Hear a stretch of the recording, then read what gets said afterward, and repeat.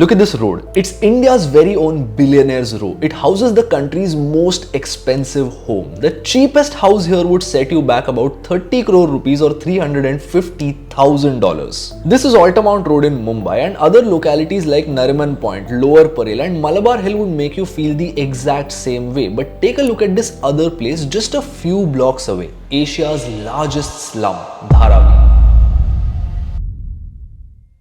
Exactly like all these affluent neighborhoods have tons of skyscrapers, Dharavi isn't the only slum in Mumbai. In fact, 41% of the city's population lives in these slums. Now, many people love to hate on the poor and say that, oh, they don't contribute to the economy and just live off government benefits. But that's not true. Not even close in the case of Dharavi. The slum has a network of more than 5,000 businesses, mainly in the area of recycling and handicraft. If you've lived in India for a long time, you'd know that a very common sight is waiting in traffic and seeing a very fancy car like a Mercedes roll down its window and a rich person litter on the street. There are high chances that this trash is recycled at Dharavi. The slum contributes to more than $1 billion annually, but despite that has zero upward mobility for its residents. When the first formal plan to redevelop Dharavi was announced in 2004, the United Nations Development Program reported that there was just one toilet for every 1,440 residents in the slum. आपको यहाँ पे कितने देर खड़ा रहना पड़ता है? यहाँ पर करीब बोलेगा तो 15-20 मिनट यहाँ पर खड़ा रहना पड़ता है। अगर किसी को जल्दी आए टॉयलेट तो क्या करेगा? दूसरा कुछ पर्याय नहीं, वो वैसे यहाँ पर खड़ा रहेगा। And cut to today, after 20 years, Dharavi boasts a beautiful facade of skyscrapers. Just kidding, it's the same. In 2025, it was reported that Dharavi's sanitation issues were the exact same. A resident reported that nearly 70% of the space in the slums is being used to store water because the area receives fresh water only 4 to 5 hours every day. All of this points us towards a very important discussion. Why is it that on one hand, Mumbai is an ultra-rich paradise like Altamount Road, but on the other, it's Dharavi? As always, we'll break this down with the help of evidence and data and also talk about how it can be fixed. Let's get started.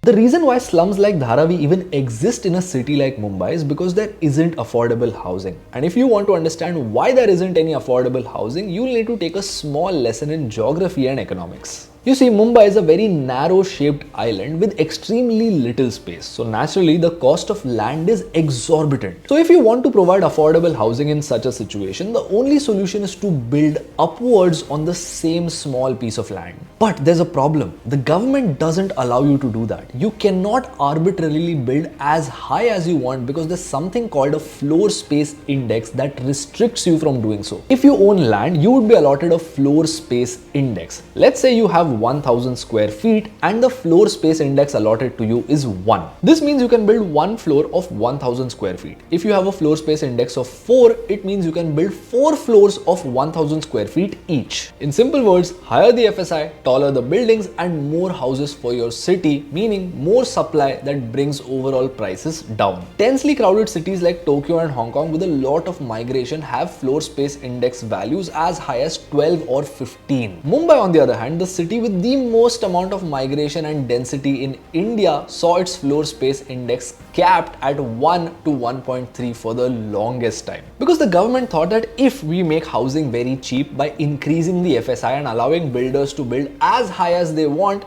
that could cause more and more people to migrate into the city, making the congestion problem even worse. Because as I said, it was a narrow city to begin with. But this plan backfired massively because Mumbai was still a hub for economic activity and output, and as a result, migration continued. Because there was no affordable housing, more informal housing took birth. Slums started popping up everywhere and the existing ones became more congested. Labor continued to flow into Mumbai and lived wherever it could. So now the government thought, wait, we have a problem, let's revise the FSI a little bit and allow builders to build higher so that we can create more supply for all these people who keep coming into our city. Many places in the city saw their FSI go from 1 to 2.5. In fact, slum rehabilitation projects, especially in high density areas, could have an FSI of 4. So naturally, because real estate developers are really nice, kind people, they used all this FSI to build upwards and increase the overall supply of their homes, reduce the prices so that more people could finally afford a house. Just kidding, they used all that extra space to build even bigger luxury homes that demand a premium when land is already scarce. Meaning, you would now see skyscrapers with fewer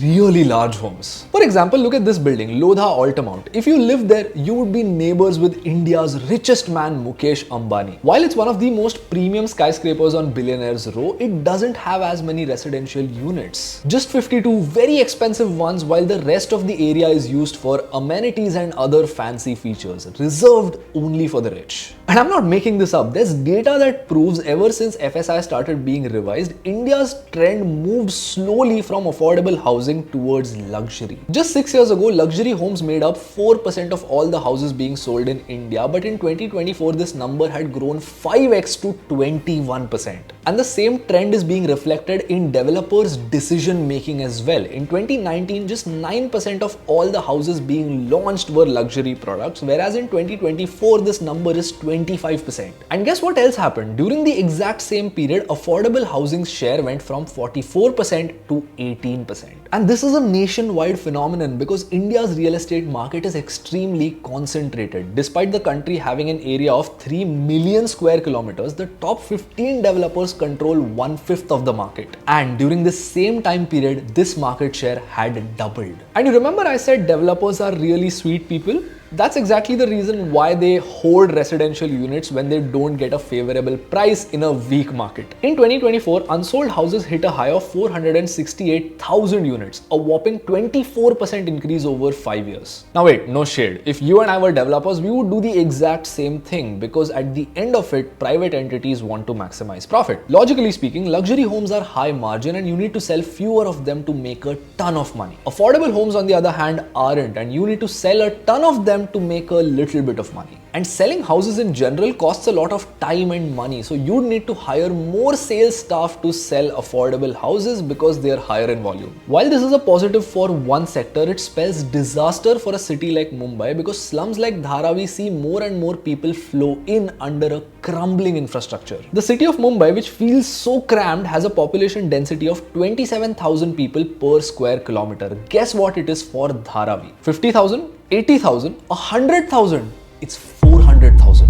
In 2004, however, when the government took steps to redevelop Dharavi and hopefully solve the unaffordable housing crisis, a bunch of issues propped up. The government said, let's invite developers to bid for the rights to redevelop the entire slum at once. Now, Dubai's MR Group, the United States' Lehman Brothers were interested. But then two things happened. First, protests broke out. All these redevelopment plans came with stringent qualifying requirements for the residents of Dharavi. For example, you had to prove with the help of documentation that you have lived there before 1st January 2000. Now, many people were migrants who rented in Dharavi because they couldn't afford any other place. Many owned handicraft businesses that contributed a lot to the local economy but didn't have any documents to prove it, and as a result were at risk of losing their homes. So activists and locals agitated against all the redevelopment efforts and they came to a standstill. And then the second shock happened. The 2008 financial crisis. For 6 long years, nothing happened until the project resurfaced. The government reopened the bidding process and 4 years later in 2018, Dubai's SecLink group won the bid. But in 2019, things came to a standstill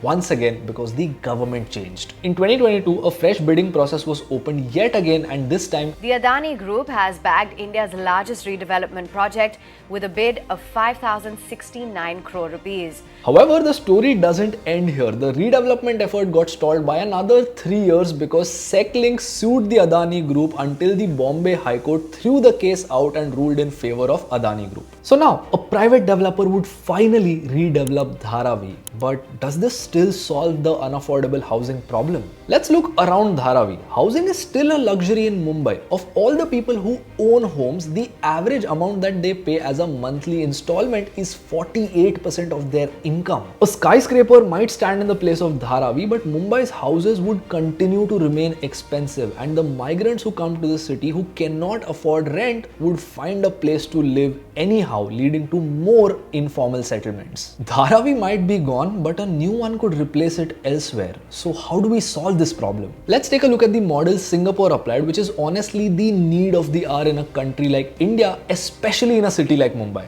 In Singapore, the government runs something called the Housing and Development Board, which is the ultimate landlord in the country. It owns 90% of Singapore's area. This body offers government-owned homes to the people who can then buy them on a leasehold basis, meaning you can sell the house, you can transfer it, you can live in it, but ultimately the government owns it. If you buy this house, it is mandatory to live in it for 5 to 10 years. Approximately 75% of Singapore's population lives in such houses. The Singapore government views housing as a basic human right, not an investment vehicle or something for speculation or luxuries. If you are a foreigner, investor, or a permanent resident, you cannot buy any of these houses. You are only left with the 10% that the government doesn't own. And even if you do, multiple home ownership is severely discouraged. If you have 2 homes, the government takes a 20% stamp duty on the second one. If you have 3, it takes 30%. If you are a foreigner, it takes 60%. If you own a home but don't live in it, in most cases you would pay 50% higher in the form of property taxes. Compare this to Mumbai. You can buy as many homes and hoard them as you like. You can keep them empty. There is no restrictions. Real estate exploitation exists here because there's an opportunity to exploit. In Singapore, the government destroyed the opportunity to begin with. Simply changing the way we look at housing as a basic human right and not a way to make money could change the game drastically for a city like Mumbai. But that's just my opinion. What do you think? How can we solve this problem? I'd love to know your thoughts in the comments, and if you learned something new from this video, please consider subscribing to the channel, as that's what keeps us insanely motivated.